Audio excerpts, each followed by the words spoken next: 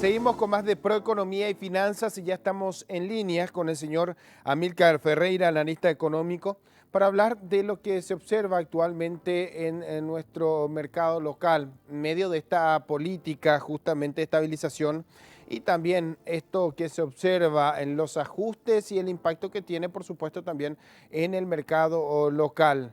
Señor Amílcar, ¿cómo está? Buen día, un gusto saludarte igualmente a la audiencia. Quisiéramos tener su análisis con respecto a este proceso gradual, podemos decir, que se tiene en lo que hace a las acciones encaradas por parte del Banco Central del Paraguay, las proyecciones que se tienen por parte del gobierno en materia de política fiscal también.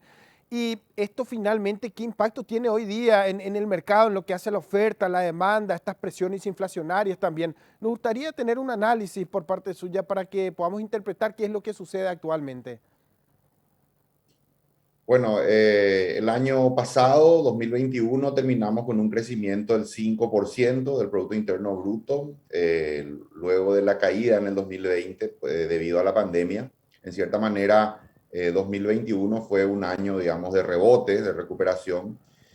Inicialmente los pronósticos para el 2022 eran buenos, ¿verdad? Se hablaba de un crecimiento del 3,6 a 4%, pero lastimosamente en el último tramo de 2021, en el último trimestre, experimentamos con fuerza el fenómeno de la Niña, con una sequía y también con olas de calor que afectaron de manera muy importante el principal cultivo, ¿verdad? Y producto de exportación de Paraguay, que es la soja. Hoy se habla de que habría una merma de 50 o quizás 60 incluso por ciento en la producción de granos, y eso tendría un impacto en el ingreso de divisas, ¿verdad? Se estima alrededor de 2.000 millones de dólares menos que ingresarían este año en ese concepto. Por otro lado, también vemos que la producción de alimentos fruto-hortícolas está experimentando, ¿verdad?, niveles de inflación muy importantes. De hecho, cuando uno mira la medición de la inflación por rubro, vemos que el rubro alimentos ha tenido un crecimiento de casi 16%, que es mucho más, ¿verdad?, que el índice de inflación general, que al mes de enero estaba en 7,9%. Hay dos rubros: alimentos por un lado y combustible por el otro, ¿verdad? El transporte, que son los que más han, digamos, subido y han influido en esa inflación. El 2022 inicia de manera, digamos, compleja, complicada, con unos pronósticos ya a la baja por la sequía esta que te mencioné. Ya ahora se empiezan a publicar predicciones que hablan incluso de un decrecimiento del Producto Interno Bruto en el 2021, un 1,7% de caída del PIB, debido justamente a esa afectación climática al sector agrícola. Entonces es un panorama, como te decía, complejo, con altos niveles de inflación, con una previsión de caída del PIB. Y también ahora se suma a eso el problema geopolítico, ¿verdad? Entre el conflicto entre Rusia y Ucrania, la invasión que se empezó a dar ayer, o sea, esta madrugada, de Rusia a Ucrania. Y eso inmediatamente hizo que el precio del petróleo, por ejemplo, el Brent, se disparara a $102 el barril. Ya si estábamos, digamos, complicados con las anteriores subas de combustibles, si este precio se mantiene en los próximos días, vamos a tener que absorber todavía más aumentos, y eso todavía agrega más presión inflacionaria, ¿verdad? Y bueno, ese es un poco el contexto, ¿verdad?, de inicio del año. Sin embargo, para los otros sectores, el sector secundario, que es la industria y la construcción, las perspectivas son positivas. Estos sectores se han mostrado muy dinámicos el año pasado, perdón, y se estima que seguirían creciendo el año próximo. Y por otro lado, el sector servicios, que es el comercio, el sector terciario, perdón, el comercio y los servicios, que también tienen buenas perspectivas, una recuperación del sector de comercio de frontera que vemos. También la industria, por ejemplo, la maquila ha tenido un crecimiento del 40% el año pasado, un sector que está muy fuerte. La industria y la construcción, ¿verdad?, el sector secundario. Y te decía el sector servicios, el comercio, los restaurantes, la economía urbana en general, también con buenas perspectivas. Así que en resumen tendríamos un año en el cual el PIB agrícola cae y el PIB del sector construcción e industria crece, al igual que el sector comercio y servicios. Eso un poco viene digamos, en cierta manera, amortiguar esa caída que va a tener el sector agrícola. Ahora, ¿cómo se logra el equilibrio en un escenario bastante complejo? Por lo que mencionaba justamente, porque sabemos que generalmente los ajustes se dan en base a percepciones, en base a proyecciones, pero en un escenario en donde todavía no se tienen, digamos, números de lo que ha dejado la sequía, todavía se espera mucho de lo que pueda tenerse en la próxima zafra, en la zafriña, la esperanza está puesta también todavía en esto. Todavía se esperan más datos, las correcciones que puedan darse al mes de abril en lo que hace a la política monetaria, el ajuste fiscal. Ahora, esto, ¿cómo podría, digamos, absorberse en medio de un escenario bastante complejo? Porque en atención a esto también debemos decir de que mientras tanto muchos sectores todavía están a la espera de encontrar un panorama más claro por lo que ha dejado el COVID principalmente.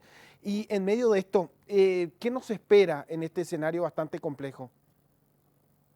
Mira, por el lado de la política fiscal que mencionabas, no hay mucho margen para, digamos, ofrecer una salida por ese lado. El esfuerzo que hizo Paraguay para solventar los gastos de pandemia fue muy importante. El endeudamiento creció 39% en un año. Llegó ya a los 13.700 millones de dólares. Eso es un 34% del Producto Interno Bruto. Estamos ya ahí prácticamente en el techo de lo que es nuestra capacidad de endeudamiento. Entonces, el Estado sigue con déficit fiscal. Hay que recordar de que el 2020, el año de pandemia, cerramos con un déficit fiscal del 6,2% del producto. El año pasado el déficit fue de 3,6% y hay una hoja de ruta trazada por el Ministerio de Hacienda de que este 2022 tendría que cerrar en un 3%. O sea que más que aumentar los gastos, el Estado está en un proceso de más bien ir controlando los gastos para de esa manera ir achicando el déficit. Entonces, digamos que se vienen estas subas de combustible. El combustible, hay que recordar, es un insumo que afecta de manera transversal a toda la economía. Entonces, ante eso no hay mucho margen, digamos, para, por ejemplo, una política de subsidios.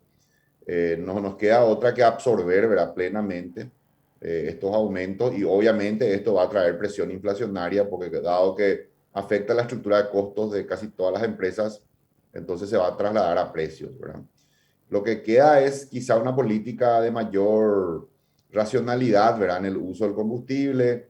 Yo veo ya de hecho que las familias, lo que es la economía familiar, están adoptando, ¿verdad?, una política de mejor manejo de su presupuesto, ¿verdad? No usar, digamos, el automóvil, salvo para aquellas cuestiones que sean estrictamente esenciales. Eso es lo que yo creo que vamos a ver en los próximos meses, porque estas tensiones y esta presión inflacionaria, todo indica que por lo menos se va a extender a lo largo de este primer semestre.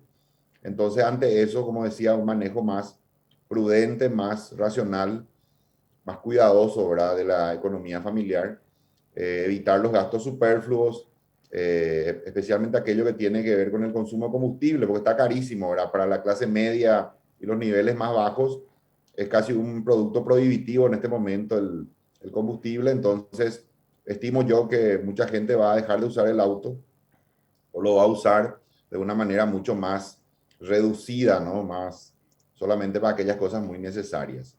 Eso también tiene un impacto, digamos, en lo que es la actividad económica, obviamente va a impactar.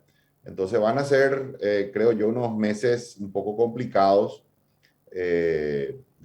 visto desde ese lado. ¿Verdad? No hay mucho margen, digamos, para poder, por ejemplo, implementar políticas públicas en este aspecto, porque el Estado también está bastante apretado, ¿verdad?, con un déficit fiscal alto, 3%. Hay que recordar que cada punto del PIB son más o menos 400 millones de dólares.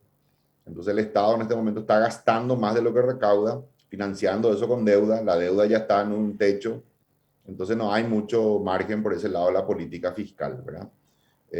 Lo que queda es, como dije, un manejo prudente de parte tanto de las familias y bueno, también de las empresas hasta que esto pase, porque estos precios altos del petróleo tampoco son sostenibles, ni siquiera a los productores les conviene esto a mediano plazo, porque va a afectar la demanda, ¿verdad?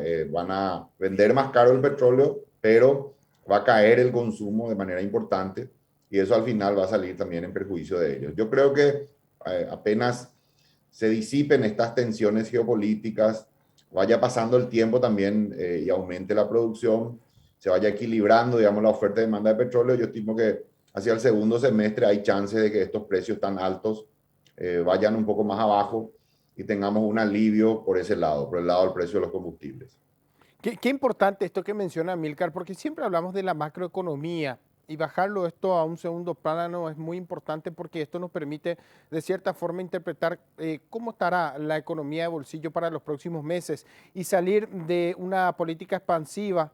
Hoy día nos obliga a estar en esta política restrictiva, podemos decir, cuando hablamos de la política fiscal, en atención a que ya no tenemos margen, nos hemos endeudado en su momento y estos fondos hasta un cierto punto, sabemos, dieron la atención principalmente a los sectores más vulnerables, pero hoy día lo único que queda es ajustarse los cinturones.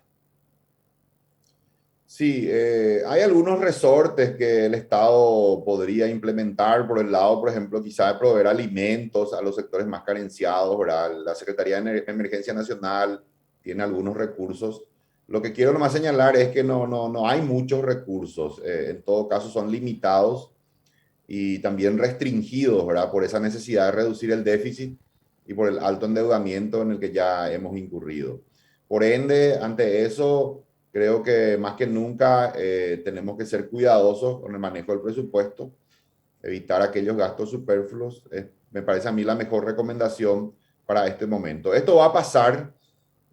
Yo creo, soy optimista, ¿verdad? De que este primer semestre va a ser complicado, pero que en el segundo hay chance de que las condiciones mundiales mejoren, ¿verdad? Tengamos precios más razonables y que de esa manera también tengamos un alivio a la inflación, por lo menos acá en Paraguay, y que con una reactivación del sector secundario que mencionaba, ¿verdad? La industria y la construcción, y el sector terciario, el comercio y los servicios, de ese lado, digamos, tengamos unos motores económicos que vengan a aliviar un poco esta situación. Es solamente el sector agrícola, digamos, inicialmente, el que está más afectado. Los otros sectores están en proceso de recuperación, están dinámicos, y bueno, eso viene un poco a equilibrar, ¿verdad? La ecuación.